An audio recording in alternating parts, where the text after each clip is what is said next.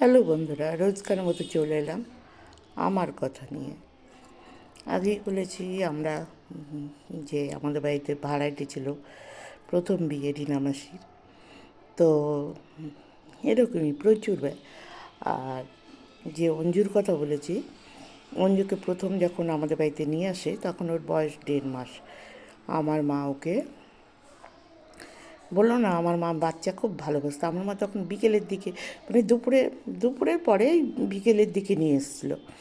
তো ওকে খুব ভালো করে আদর টাদর করে মা ওই যে আষ্টমোড়া পাশমোড়া আমরা হাত দুটো করে দেয়, ভেঙে দেয়, পা দুটো ভেঙে দেয়, মানে তেল মাখানোর সময় বাচ্চাদের যেমন করে ওরকম করে আদর টাদর করে আমরা দিনে বাজারে গেছিলো।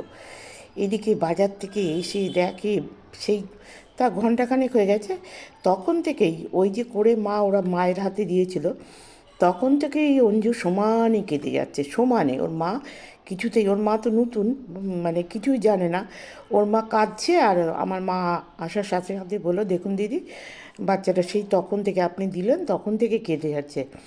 মা অদ্ভুত, মা বাচ্চাটাকে হাতে নিয়েই বুঝতে পারলো, মানে বাচ্চাদের ওই হাড় ওঠে না, মানে হাতটাই করেছে, ওর হাড়টা মনে হয় ছিল, যা হোক হাড়টা সরে গেছে।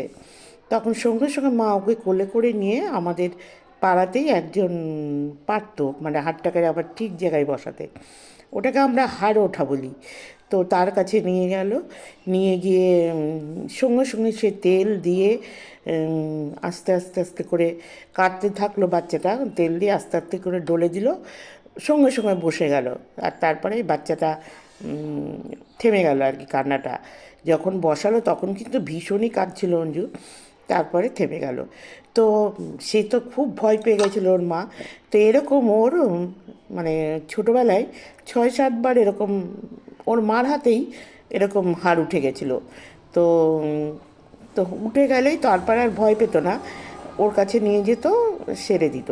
পাড়ার এক, মানে আমরা জেঠিমা বলতাম, তার কাছে নিয়ে যেত, সেরে যেত সঙ্গে সঙ্গে। তো এরকম ঘটনা, আমরাও খুব ভয় পেয়ে গেছিলাম। তখন আমরা খুব ছোট, 5 বছরের হবে।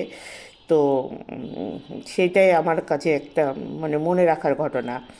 তারপরে ওর মা তো স্কুলে চলে যেত, আর রাধা বলে একজন, তার বাচ্চা টাচ্চা হয়েছিল না, সে ওকে সারাদিন দেখাশোনা করতো। ওর বাবাও স্কুলে চলে যেত, মাও স্কুলে চলে যেত, আমার মাই ওপর থেকে এসে মাঝে মাঝে দেখাশোনা করতো যে বাচ্চাটাকে ঠিকঠাক মানে যত্ন আত্তি করছে কিনা।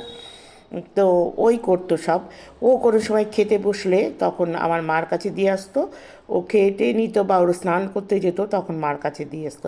মানে ওর যখন কাজের টাইম থাকতো তখন মার কাছে দিয়ে আসতো, মা রাখতো। মানে এভাবেই ও মেয়ের মতো আমার মার কাছে বড় হয়েছে। তো যার জন্য ওর মানে আমাদের বাড়িতে ওর জোর ছিল খুব বেশি, মানে আমাদের সঙ্গে ভাই বোনের মতো তুমুল মারামারি হয়েছে, তুমুল। তো সেই জন্য ওর মা কোনো দিন রাগ করতো না, খাওয়া দাওয়া, ওর হয়তো বাড়িতে একা একা খেতে ভালো লাগছে না, চলে আসতো উপরে। তো আমরা যখন খেতাম ও আমাদের সঙ্গে খেয়ে নিত, এরকমই, মানে ওকে আমরা বুঝতেই পারতাম না ও আমাদের নিজের বোন না। তা এখন ও খুব বড় ডাক্তার হয়ে গেছে। বললাম না, পড়াশোনায় খুবই মেধাবী ছিল। এখনকার যুগে ভাবতেই পারা যায় না, তখন ও একই সঙ্গে ডাক্তারি এবং ইঞ্জিনিয়ারিং দুটোরই চান্স পেয়েছিল, কোনো রকম বাইরের পড়া না, মানে বাড়িতেই। তখন তো জয়েন্ট এন্ট্রান্সে হয়ে মানে পরীক্ষা হতো, দুটোতেই চান্স পেত, ওটাতেই মেডিকেলের জন্য আলাদা পরীক্ষা হতো আর ইঞ্জিনিয়ারিংয়ের জন্য আলাদা, দুটোতেই চান্স পেয়েছিল। কিন্তু ওর বাবা বললো না, ও তো মেয়ে, ও ডাক্তারিটাই পড়ুক। তারপর ও এখন বড় নাম করা স্কিনের ডাক্তার। এখনও যখনই আমার মা যতদিন বেঁচে ছিল ওখানে গেলেই ও আমাদের বাড়িতে যেত। তো এটা আমাদের কাছে অনেক বড় ব্যাপার।